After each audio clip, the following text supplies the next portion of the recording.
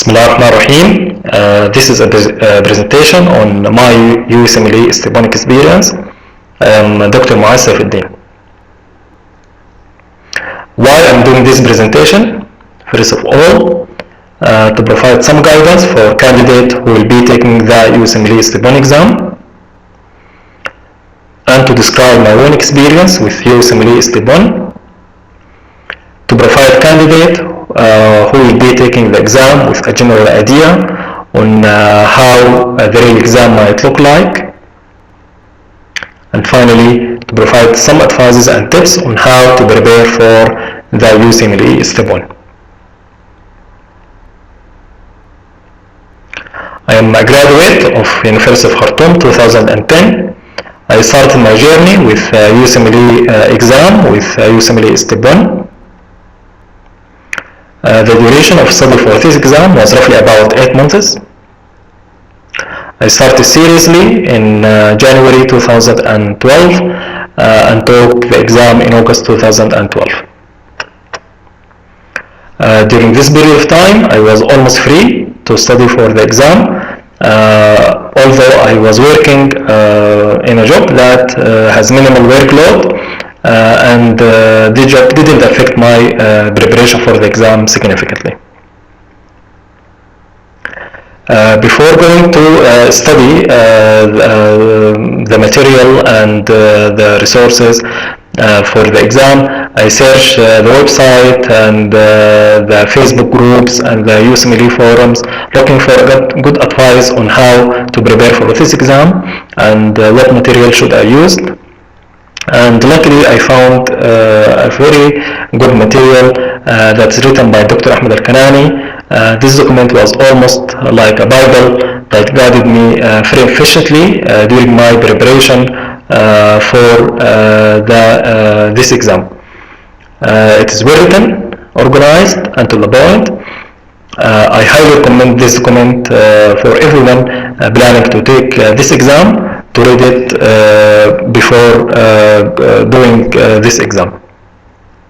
I have uploaded this document on Facebook group USMLE Estebon Preparation. You can subscribe to this group, go to files, and then search for this document under the name How to Prepare for Estebon. You can download it and enjoy reading it. What study resources I used? The usual ones. I'm sure that you are familiar with these resources: Kablan lecture notes, Kablan video lectures, First Aid 2012, Golden Pathology notes, the small one, 125 pages, and 100 Cases of Medical Ethics by Cornet Fisher. Wikipedia. Occasionally I use Wikipedia when I found difficult subject or interesting information and I want to get to know more about it. Then I consult Wikipedia. Really, it is a good source of information. And finally, but most importantly, USMLE World. There is offline version and online version. Myself, I use the offline version throughout my study for this exam. You notice that I write the USMLE World as study resource. Yes, it is an assessment tool in the first place, but it is equally important as a study resource, like Kablan notes, First Aid. It is almost a study resource as these these resources. Regarding my study plan, I defined my study plan into 4 phases. Phase 1 lasts about 4 months. First read.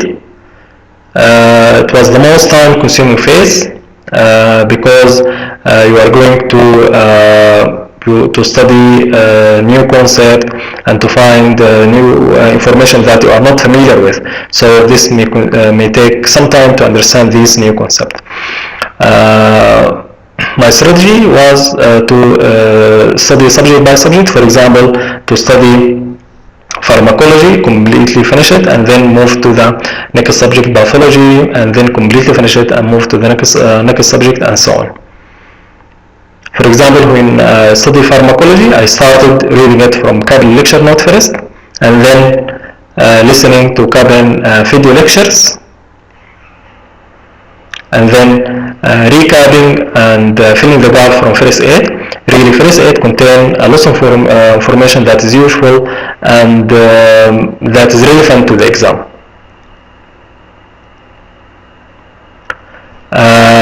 After I finish reading from the Kaplan lecture note and first aid, the subject, for example, pharmacology, I move to the USMLE work and solving the pharmacology from the USMLE world.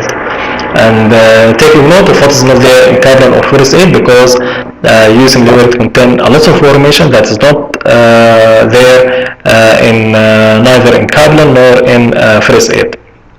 So I highly recommend to write this information down in Kaplan margin or first aid according to your primary source of study. Regarding the video lectures in Kaplan, I have listened to most of the subject, but really I found that pharmacology, physiology, genetic and biostatistics are the most useful ones.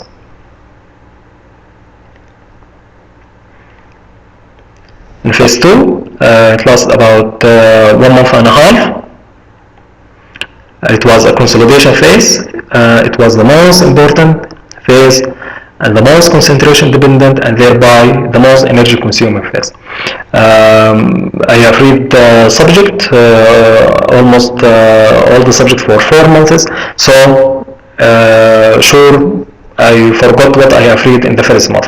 So that is why it's important to read the subject again in a shorter period of time. My aim during this phase was to integrate all the pieces I have read in the previous months into a single piece, so that I consolidate this information into the memory, so that this information can be accessible when I try to solve the Q banks.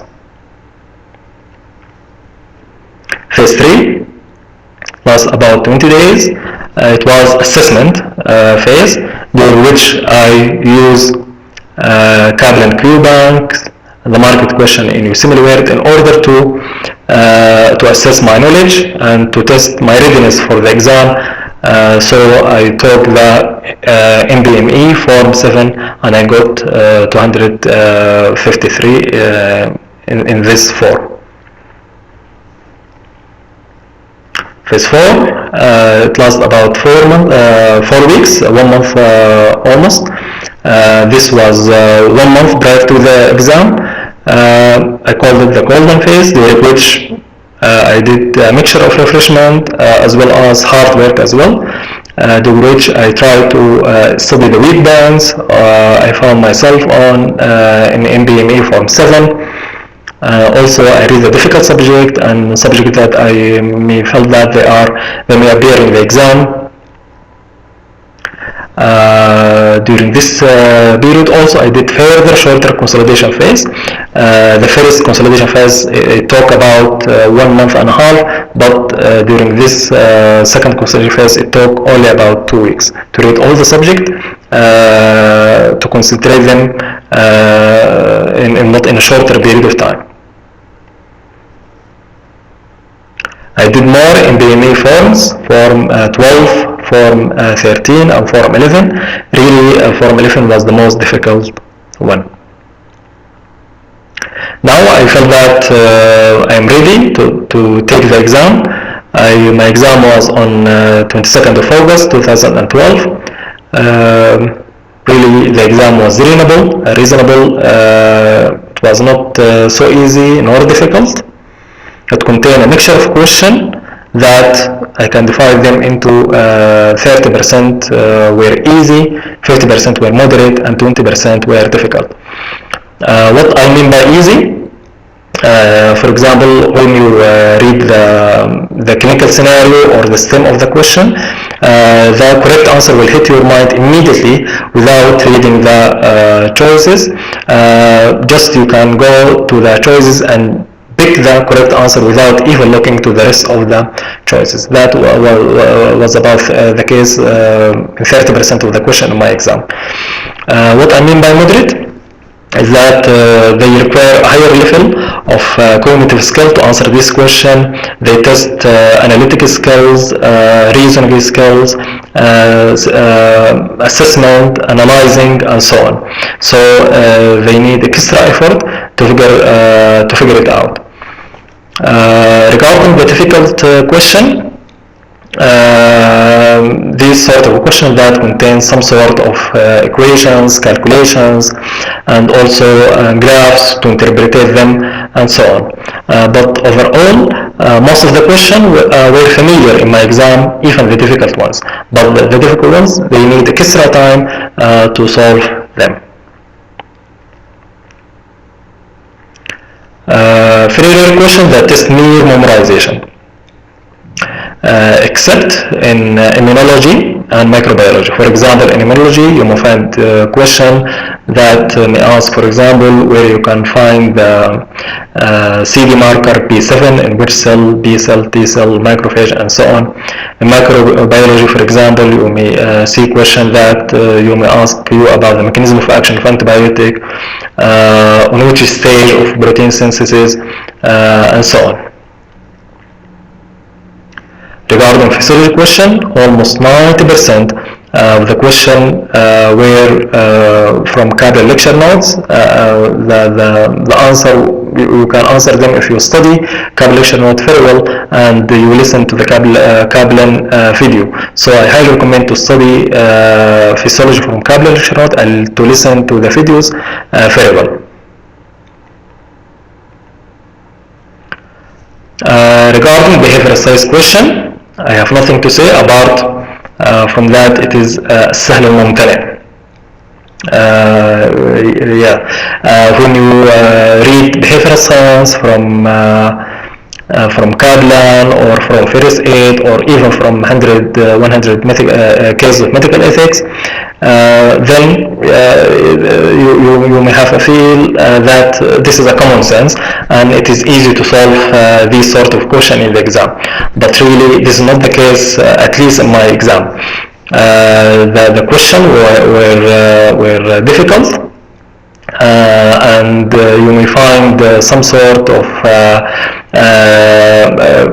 many choices are correct, maybe 4 or 5, so you have to choose the best one of them, or you may be enforced just to guess what is wrong and what is correct. In contrast to behavioral science question were genetics and neurology questions.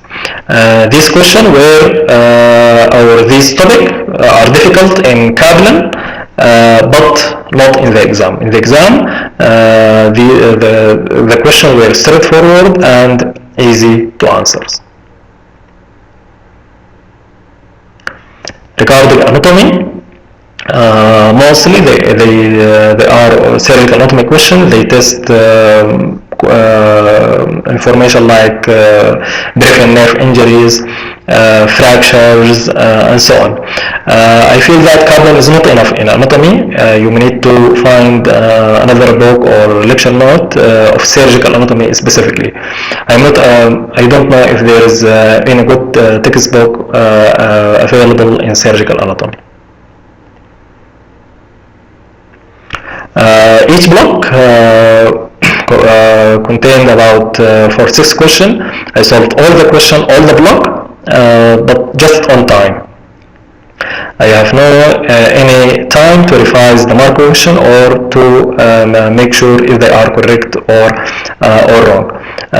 So it is important to manage your time consciously during the exam. 3 weeks later, I got my score.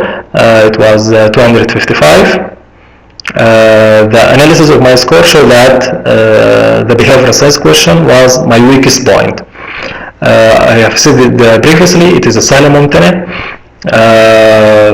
I read behavioral science from many resources, but actually you don't know what is going to happen in the exam. And later I understood that many IMGs they don't do well or perform well in the behavioral science section. advices on how to deal with USMLE step 1. I'll categorize these into 3 categories. First of all, before you start studying for the exam, start while the end result is on your mind. And definitely the end result is to get match into a program. Be just like this gentleman who just 3 months after winning the golden medal in London Olympics, he moved to Rio de Janeiro to start preparing for the Olympics, which will happen in Rio de Janeiro in 2016. Definitely he started preparing for this Olympics, and what is in mind is the gold medal as the final goal. Don't consider the negative comments before you start studying, and also while you study for the exam. You will hear negative comments from the people surrounding you, why you are spending this amount of money and effort, and you will not get match unless you have a green card. You will not get match unless you have USA citizenship, and so on and so on and so on. Of these negative comments, please don't pay your attention to these negative comments. Try as much as you can to be committed and organized. Be committed and organized are the keys to success. Advices during your study: try to study in a group. Studying in a group has many advantages.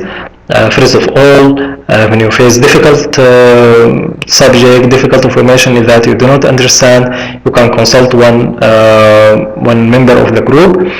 Secondly, studying in a group is more enjoyable than studying alone. If you are that sort of person who do not like to study in a group, okay, it is okay to study the material, study the subject alone. It is okay to solve the Q bank alone, but try as much as you can to discuss the wrong answer, the correct answer in a group. You may compose a group, make of your friends, or you may join a Facebook group, USMLE Step 1 preparation group. One of the amateur group really is a good one. Try to do something else during your early period of study. Try to do some research, publication, presentation. Try to do some postgraduate study like master program. If you are in US, it's a good idea to do observership, externship. If you are a student, try to do some electives, and volunteer work will definitely look good in your CV. Why I'm saying this? The bottom line is that to get match into a good program, this does not depend only on your step 1 or step 2 score. It is a full package of criteria and attributes. This attribute I have listed here in this slide, so try as much as you can to do one or many of them. Really, studying for step 1 is a long period. You study for 6 months, 8 months. I know some person who studied for 12 months. So it is a long period. You can do extra things beside studying for step 1.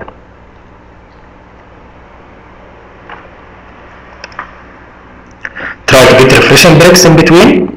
Really, studying for step 1 can get boring at some point or another, or at some time you can have strange thoughts like why I'm doing all of these, does it worth spending the effort, does it worth spending the money, and some negative thought like this.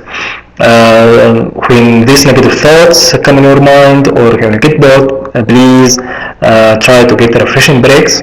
It is okay to have once per week, twice per week, according to your preferences. What to start with? Should I start with microbiology, anatomy, physiology? Really does not make a difference. But as a general guide, try to start with integrated subject and then study the memorization subject. Integrated subject are physiology, pathology, biochemistry, and pharmacology. They have many information that integrated with each other. Memorization subject, anatomy, microbiology, immunology, and behavioral science to some extent. This may be a good plan to start with. For example, start with physiology. This will make a solid base that you can build upon. Then you can do pathology, biochemistry, and pharmacology. In pharmacology, you may need to understand certain topics in biochemistry. So I advise to start pharmacology after reading the biochemistry. Then you can move to the memorization subject, microbiology, immunology, anatomy, and finally behavioral science. Start USMLE Word as early as possible. Remember that, as I said previously, USMLE Word is a study material as it is assessment tool. It is just like Kaplan lecture note. It is just like first aid. It's just like the Kaplan videos. All of them are study material. When you start USMLE Word as early as possible, first it has many advantages. It can give you a sense how the real exam might look like. The question in USMLE Word are almost similar to the question in the real exam. Avoid any Q books. Q books are useless. They are waste of time. They are waste of money.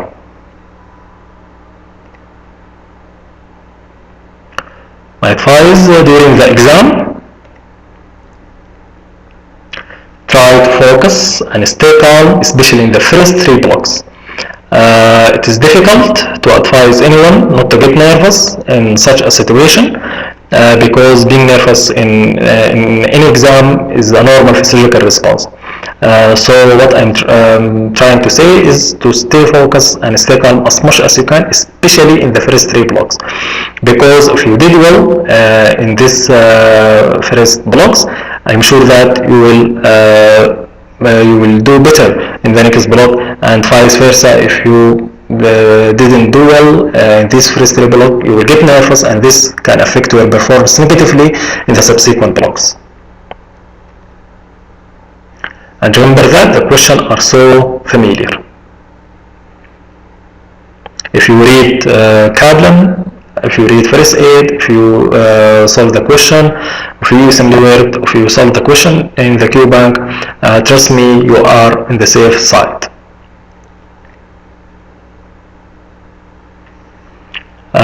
Try to take breaks after each block, whether these breaks to be inside or outside the exam room. Some studies have shown that the human brain cannot maintain full attention on something for more than 20 minutes. And I'm sure that you do not consider the USMLE exam as just something. So it is worthy to take these breaks after each block, whether as I said, to be inside or outside the exam room. But remember that when taking break to go outside the exam room, there is some sort of check in and check out procedures that may consume your time. And finally, I would like to quote saying that have been said by one member of the group. He once said that step 1 is neither easy nor hard. All what it needs is to work hard. Wish you all the best in your exam. And if you have any difficulties or you have any concern regarding this presentation or regarding the USMLE Step 1 exam, I will be more than happy to answer your questions. Thank you very much.